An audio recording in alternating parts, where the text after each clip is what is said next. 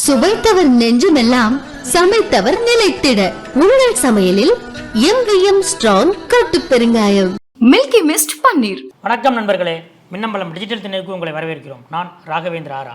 இன்று டிசம்பர் 27 தமிழ்நாட்டு அரசியலில் பரபரப்பை ஏற்படுத்திய சம்பவம் என்று சொல்லலாம், அல்லது கலகலப்பை ஏற்படுத்திய சம்பவம் என்று கூட சொல்லலாம். பாஜகவின் மாநில தலைவர் அண்ணாமலை தன்னைத்தானே சாட்டையால் அடிக்கும் போராட்டத்தை இன்று நடத்தியிருக்கிறார்.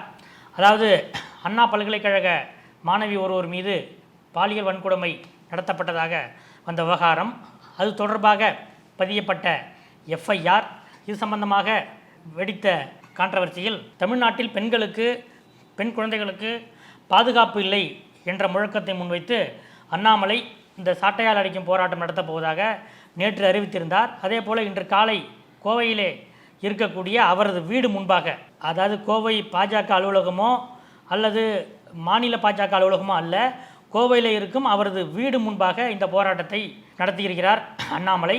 6 முறை சாட்டையால் அடித்துக்கொள்வேன் என்று கூறியிருந்தார். ஆனால் இன்று 8 முறை அடித்து கொண்டார். 9வது முறை அவர் சாட்டையால் அடிப்பதற்கு முன்பாக ஒரு முன்னாள் நிர்வாகி ஒருவர் ஓடி வந்து அண்ணா போதும்ண்ணா என்று அவரை கட்டிப்பிடிக்க, அத்தோடு இந்த போராட்டம் முடிவுற்றிருக்கிறது.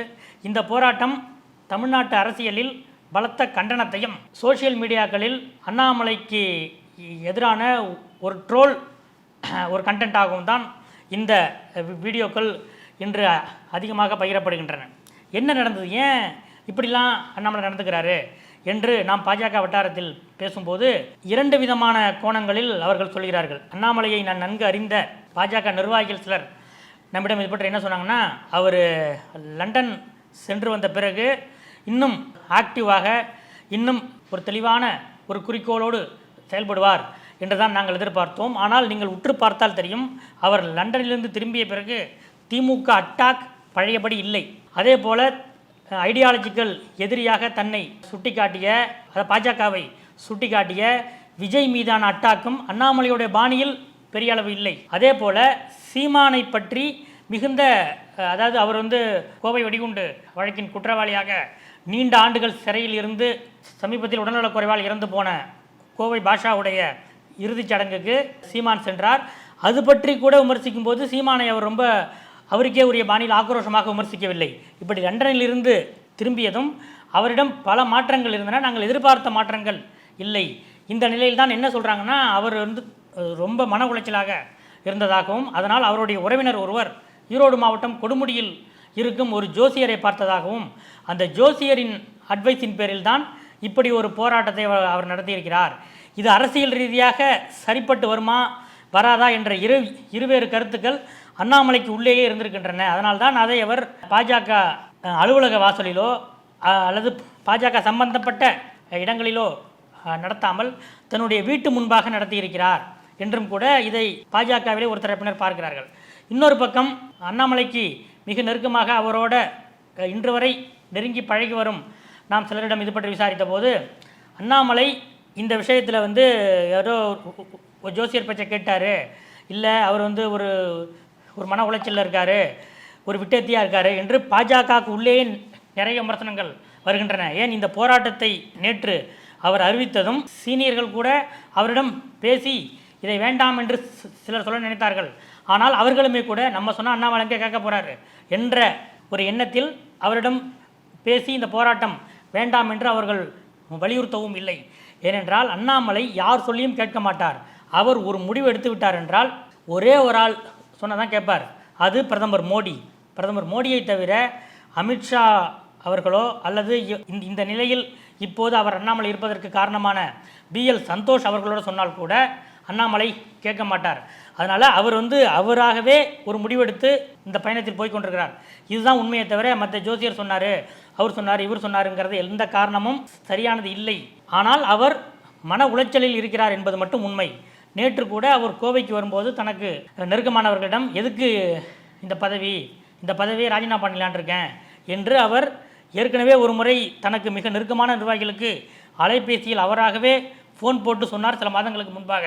அதற்கு பிறகு இப்போது தான் தனக்கு மிக நெருக்கமான சில புள்ளிகளிடம் இந்த மாநில தலைவர் பதவி வச்சுக்கிட்டு நான் நினைச்சதை பண்ண முடியல, எனக்கு எதுக்கு இந்த மாநில தலைவர் பதவி என்று நேற்று கூட கேட்டிருக்கிறார். இதுதான் அவர் மன உளைச்சலில் இருக்கிறார். அவர் எடுத்த முடிவில் அது சரியோ தவறோ, அது விமர்சனத்துக்கு உள்ளாகிறதோ அல்லது பாராட்டப்படுகிறதோ அல்லது கேலி செய்யப்படுகிறதோ இதெல்லாம் பற்றி கவலைப்படாமல் அந்த முடிவில் அவர் உறுதியாக இருக்கிறார் என்பதைத்தான் இந்த போராட்ட வடிவம் காட்டுகிறது என்று அவருக்கு நெருக்கமானவர்கள் சொல்கிறார்கள். இது ஒரு பக்கம். இன்னொரு பக்கம் ஈரோடு கிழக்கு இடைத்தேர்தல் பற்றிய ஒவ்வொரு முக்கியமான அரசியல் கட்சியின் நிலைப்பாடு என்ன என்ற எதிர்பார்ப்பு அதிகரித்து கொண்டிருக்கிறது. திமுக கூட்டணியில் அந்த ஈரோடு கிழக்கு சீட் என்பது காங்கிரஸ் கட்சிக்கு உரியது. 2021ஆம் ஆண்டு பொதுத் தேர்தலிலேயே அது காங்கிரஸ் கட்சிக்கென ஒதுக்கப்பட்டது. அதனால் திமுகவில் இந்த முறை நாமே போட்டியிடலாம் என்று ஈரோட்டிலிருந்து குரல்கள் உதயநிதி வரை சென்றிருந்தாலும் அது முதலமைச்சர் ஸ்டாலின் காதுகளுக்கு சென்று விட்டாலும் கூட காங்கிரஸ் தான் அங்கே நிற்க வேண்டும் என்ற எண்ணத்தில்தான் இப்போது வரை முதலமைச்சர் இருக்கிறார் என்பது ஒரு கட்டம். இன்னொரு பக்கம் இதில் அதிமுக என்ன நிலைப்பாடு எடுக்கப் போகிறது என்பது முக்கியமான ஒரு கேள்வி.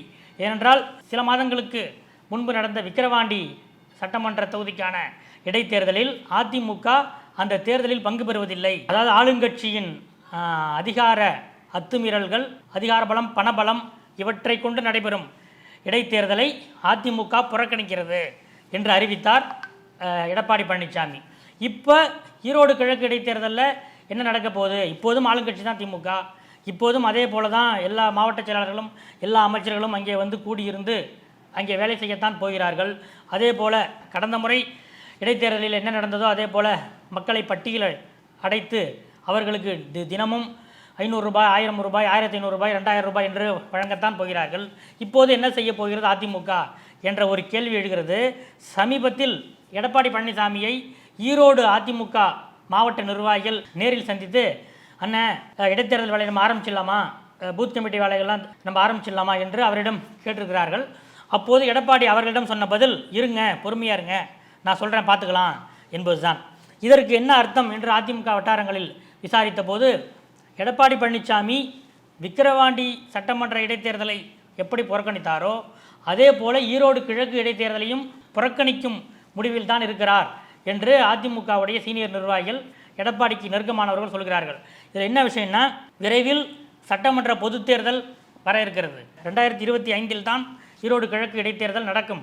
அப்படி பார்த்தா ஒரு வருட கால இடைவெளியில் சட்டமன்ற பொதுத் தேர்தல் வர இருக்கிறது. இந்த நிலையில் அதிமுகவின் அனைத்து மாவட்ட செயலாளர்களின் உழைப்பு மற்றும் பொருளாதாரம் இரண்டையும் விரயமாக்க வேண்டுமா என்ற கேள்வி எழுகிறது. அதைவிட எடப்பாடி முக்கியமாக யோசிக்கும் இன்னொரு விஷயம், அப்படி இடைத்தேர்தல் நடந்து அதில் அதிமுக போட்டியிட்டால் வெற்றி வாய்ப்பு இல்லை என்பதுதான் உண்மை. ஆளுங்கட்சி எதுவோ அதுதான் இடைத்தேர்தலில் ஜெயிக்கப் போகிறது. இந்த நிலையில் அதிமுக போட்டியிட்டு தோல்வி அடையும் பட்சத்தில் அதிமுக தலைமையில் ஒரு மெகா கூட்டணி அமைப்போம் என்று நாம் சொல்லி வருவதற்கு அந்த தோல்வியே ஒரு தடையாக இருக்கும். ஏனென்றால் அதிமுக இடைத்தேர்தலில் தோற்றுவிட்டது.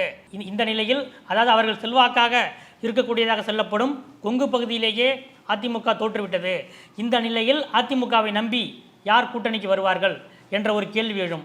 இன்னொன்று, அதிமுக கட்சிக்குள்ளேயே எடப்பாடி பழனிசாமியின் அடுத்த தோல்வி என்ற நிலையில் அவரது தலைமை என்ற நிலையை கேள்விக்குறியாக்கும் பல்வேறு விமர்சனங்கள் அதிமுகவுக்கு உள்ளிருந்தும் வெளிப்பட வாய்ப்பு இருக்கிறது.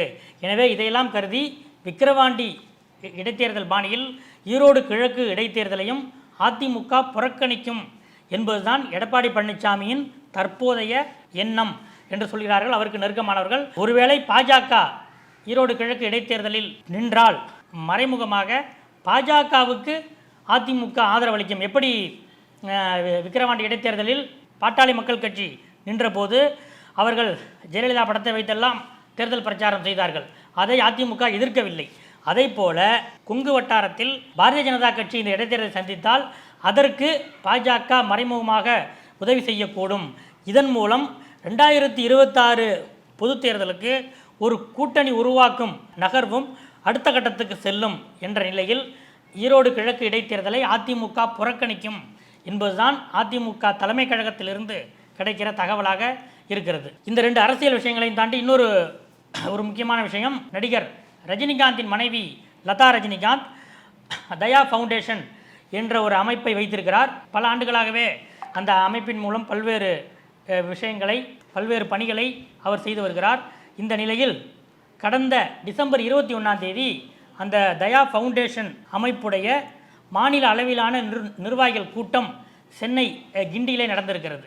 அந்த கூட்டத்தில் அனைத்து மாவட்டங்களிலிருந்தும் நிர்வாகிகள் கலந்து கொண்டிருக்கிறார்கள். அவர்கள் ஒவ்வொரு மாவட்டத்திலும் அங்கங்கே என்ன பிரச்சனை இருக்குது என்றெல்லாம் அந்த கூட்டத்தில் எடுத்து சொல்லியிருக்கிறார்கள். விவசாயிகளுடைய பிரச்சனை மற்றும் அந்த கைத்தொழில் பாத்திர உற்பத்தியாளர்கள், கொலுசு உற்பத்தியாளர்கள் மற்றும் இதே போன்ற பாரம்பரிய தொழில் செய்பவர்கள் எதிர்கொண்டு வரும் பிரச்சனைகள் என்னென்ன என்பதை பற்றியெல்லாம் அந்த கூட்டத்திலே அவர்கள் எடுத்து சொல்லியிருக்கிறார்கள். இந்த கூட்டத்திலே பேசிய லதா ரஜினிகாந்த் ஒரு முக்கியமான அறிவிப்பை வெளியிட்டிருக்கிறார். என்னன்னு கேட்டிங்கன்னா, அதாவது தயா ஃபவுண்டேஷன் சார்பில் வருகிற 2025 முதல் தமிழ்நாட்டின் ஒவ்வொரு கிராமத்துக்கும் சென்று அங்கே பள்ளி குழந்தைகள், பள்ளி மாணவர்கள் செல்ஃபோன் உபயோகப்படுத்துவதை தடுத்து நிறுத்தி அவர்களுக்கு விழிப்புணர்வை ஏற்படுத்தி, இது மாதிரி படிக்கிற வயசில் செல்ஃபோன் பார்க்காதீங்க, செல்ஃபோன் பார்ப்பதனால் உங்கள் கண் பார்வை மட்டுமல்ல உங்களுடைய எதிர்கால விஷன் கூட பாதிக்கப்படுகிற அபாயம் இருக்கிறது. அதனால் செல்ஃபோன் பார்ப்பதற்கு பதில் அதற்கு மாற்றாக என்னென்ன விளையாட்டுகளை செய்யலாம், என்னென்ன வேறு விஷயங்களை செய்யலாம் என்று மாணவர்களுக்கு விழிப்புணர்வு ஏற்படுத்தும் நிகழ்ச்சிகளை கிராமங்கள் தோறும் சென்று நடத்த வேண்டும். தமிழ்நாட்டிலே இருக்கிற அனைத்து கிராமங்களுக்கும் சென்று இந்த விழிப்புணர்வு நிகழ்ச்சிகளை நடத்த வேண்டும். அதே போல் இந்த பாரம்பரிய தொழில்களை ஊக்குவிப்பதற்கு நம்மால் என்ன செய்ய முடியுமோ அதையெல்லாம் செய்ய வேண்டும். அதே போல் கிராமங்களில் விவசாயத்தில் ஈடுபட்டிருக்கும் நலிந்த முதியோர்களுக்கு மாதம் 1000 ரூபாய் வழங்கும் திட்டத்தை நாம் செயல்படுத்த வேண்டும். இதெல்லாம் அதாவது உண்மையாகவே அவர்கள் நலிந்திருக்கிறார்களா என்பதையெல்லாம் நமது குழு சென்று ஆராய்ந்து அந்த அடிப்படையில் யார் யாருக்கு இந்த உதவிகள் உண்மையாகவே அவர்களுக்கு பயன்படுமோ அவர்களுக்கு மாதம் 1000 ரூபாய் நாம் அளிக்க வேண்டும் என்றெல்லாம் லதா ரஜினிகாந்த் இந்த கூட்டத்திலே பேசியிருக்கிறார். இதற்காக குறிப்பாக இந்த பள்ளி குழந்தைகள் செல்போன் பயன்படுத்துவதை தடுப்பதற்காக ஒரு இயக்கமே நாம் நடத்த வேண்டும். தமிழ்நாட்டின் அனைத்து கிராமங்களுக்கும் சென்று இந்த இயக்கத்தை நாம் வலிமையாக நடத்த வேண்டும் என்று கேட்டிருக்கிறார். அப்போது ஒரு நிர்வாகி நாம் தயா ஃபவுண்டேஷன் என்ற ஒரு பெயரில் நாம் நடத்தும் போது ரஜினி சார் வந்தால் இன்னும் இது பெரிய ரீச்சாக இருக்குமே, இது மக்கள்கிட்ட இன்னும் ரீச் ஆகுமே என்று கேட்டிருக்கிறார். அதற்கு லதா ரஜினிகாந்த் அளித்த பதிலில், இது முழுக்க முழுக்க ஒரு சமூக இயக்கம், இதில் ரஜினி சார் கலந்துப்பார், அவர் நமக்கு வெளிச்சம் கொடுப்பாரு, இதெல்லாம் நம்ம எதிர்பார்க்கக்கூடாது. அவருடைய நிறைய பணிகள் இருக்குது, அதை பார்த்துக்கிட்டு இருக்காரு. அவர் இங்கே வருவார், இந்த நம்ம நிகழ்ச்சிக்கு வருவார் என்று நாம் எதிர்பார்க்கவோ நம்பவோ வேண்டாம். அவருக்கு விருப்பம் இருந்தால் அவர் எப்போ வேணாலும் வருவார். அதனால் அவரை மையமாக வைத்து இந்த நிகழ்ச்சிகளை எடை போடாதீர்கள். நம்முடைய பிரதிநிதிகள் ஒவ்வொரு கிராமத்துக்கும் சென்று இந்த பணிகளை நாம் மேற்கொள்வோம் என்று லதா ரஜினிகாந்த் கூறியிருக்கிறார். இந்த வகையில் ஒவ்வொரு கிராமத்திலும் இதே போல விழிப்புணர்வு முகாம்களை ஏற்பாடு செய்வது, இதன் மூலம் தயா ஃபவுண்டேஷனுடைய கூட்டங்கள் அடுத்தடுத்து மாவட்ட அளவில், அடுத்தடுத்த மாநில அளவில் இதே போன்ற பெரிய கூட்டங்களை நடத்துவது என்றும் லதா ரஜினிகாந்த் இந்த கூட்டத்தில் முடிவெடுத்திருக்கிறார் என்று சொல்கிறார்கள்.